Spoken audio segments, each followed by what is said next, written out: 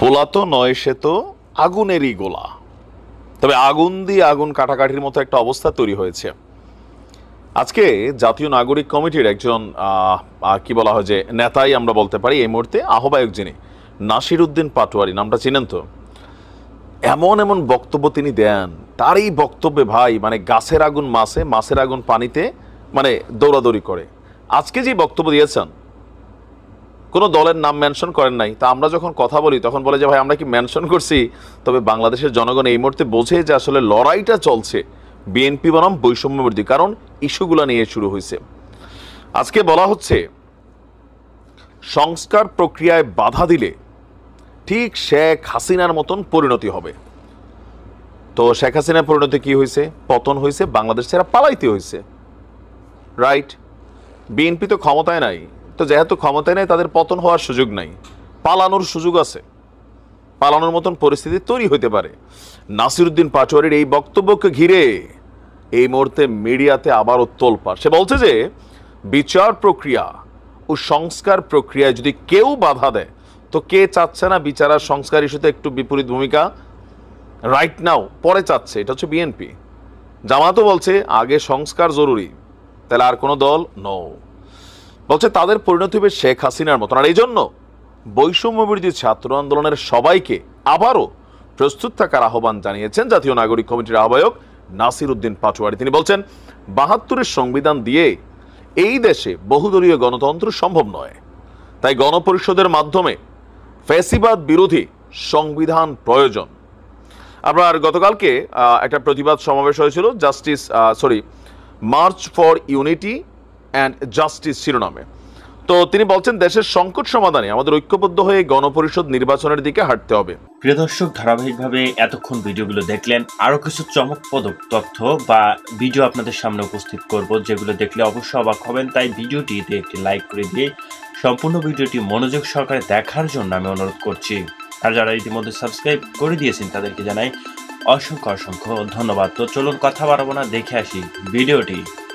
গণপরিষদ নির্বাচনে যে সংবিধান তৈরি হবে, সেখানে ২৪-এর গণঅভ্যুত্থানে যেসব শ্রমিক শহীদ হয়েছেন তাদের কথা থাকতে হবে, মায়েদের কথা থাকতে হবে, নারীদের কথা থাকতে হবে।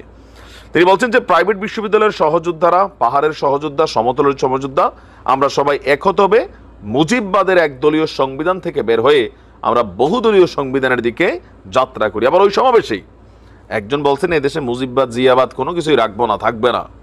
সেটা আলাদা ভিডিও দিছি, দেখে নিন।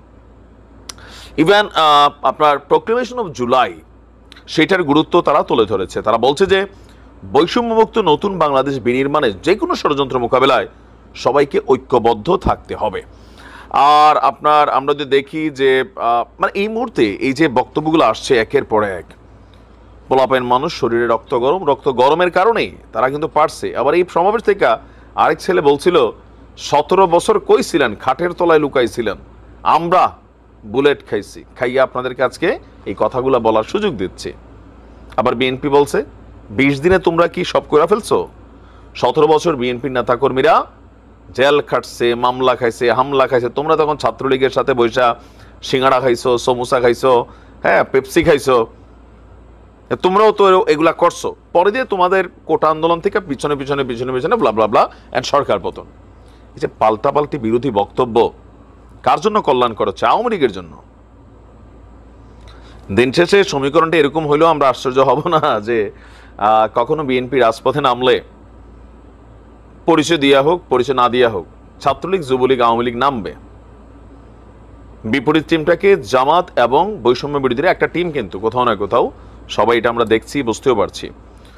সো এইভাবে পাল্টাপাল্টি অবস্থান নিলে বা বিএনপিকে টার্গেট করলে বা বিএনপিও যেভাবে টার্গেট করছে, আমি দেখছি যে একটা রক্তক্ষয়ী সংঘর্ষ হবে এবং এটা অনিবার্য হয়ে উঠছে সামনের দিকে। যে পরিস্থিতিটা আমরা দেখছি দুই পক্ষ থেকে, যদি রাজপথে নামার ঘোষণা দিয়াই বসে, আপনি দেখবেন যে ওই দিন আসলে কি হয় বাংলাদেশে। এখন কোন পথে আসলে যাচ্ছে, হঠাৎ করে পরিস্থিতি কেমন ঘোলাটে হয়ে গেছে। দুই একজন ছাত্রের কয়েকটা কথা, আবার বিএনপির নির্বাচন ইস্যুতে অনর অবস্থান, যে সংস্কার এত বেশি দরকার নাই, কোনো রকমে করে দিয়া দেন। ছাত্ররা মনে করছে যদি এখন দিয়েই দেই, এই জীবনে এই দেশে আর সংস্কার হবে না, ইভেন তাদের জীবনের নিরাপত্তা নিয়ে তারা ভয় মানে শঙ্কিত। তো তাদের তো জীবনের লড়াই। ছাত্ররা গতকালকে সমাবেশে বলছিল যে আমাদের তো ভাই মানে দেশ ছেড়ে পালাইতে হবে। তারা বিএনপির উপর আস্থা রাখতে পারতেছে না, যার কারণে বলতেছে জিয়া বাদও চাই না। আমি জানি না আসলে কোন পথে যাচ্ছে। আপনারা কিন্তু ইতিমধ্যে জানেন দেশের বর্তমান রাজনৈতিক পরিস্থিতি অনেকটাই শোচনীয়, এবং আপনারা জানেন বিএনপির দিকে কিন্তু অনেক রকমের কথাবার্তা উঠে আসছে। আপনারা জানেন যে রাজনৈতিক অঙ্গনে এসব বিস্তারিত তথ্যগুলো কিন্তু এখন দেখা যাচ্ছে, এবং আপনারা জানেন যে দেশের পরিস্থিতি সমালোচনা পরিপ্রেক্ষিতে এখন বিএনপি মাহফিলে বাধা দিয়েছেন এবং অমুক জায়গায় অমুক কাজ করেছেন সে সম্পর্কে কিন্তু অনেকই তথ্য উঠে আসে সাধারণ মানুষের কাছ থেকে। প্রিয় দর্শক, আজকের ভিডিওটি দেখলেন, অনেকটাই গুরুত্বপূর্ণ ভিডিও ছিল, সেগুলো কিন্তু সম্পূর্ণভাবে দেখেছেন, এবং এরই ধারাবাহিকতায় আপনাদের কি মতামত অবশ্যই তা কমেন্ট করে জানিয়ে দিতে ভুলবেন না। এ বিষয়টি নিয়ে কিন্তু অনেকেরই বিষয়বস্তু দেখার আছে বা অনেকে অনেক রকম মতামত প্রকাশ করে। তো আপনার মতামত জানতে চাই, অবশ্যই কমেন্ট করে জানিয়ে দিবেন, এবং আপনারা কি মনে করেন তা কিন্তু জানাতে ভুলবেন না। এবং দেশের বর্তমান পরিস্থিতির পরিপ্রেক্ষিতে কিন্তু দেশটা অচিরেই কিন্তু একটি সুন্দরভাবে সংগঠিত হওয়ার একটি লক্ষ্যে যাতে পৌঁছতে পারে, সেটি কিন্তু এখন সাধারণ মানুষের প্রত্যাশা। প্রিয় দর্শক, আজকের ভিডিওটি পর্যন্ত ছিল। ভিডিওটি ভালো লাগলে লাইক করুন, চ্যানেলে যারা নতুন আছেন অবশ্যই চ্যানেলটি সাবস্ক্রাইব করুন। আল্লাহ।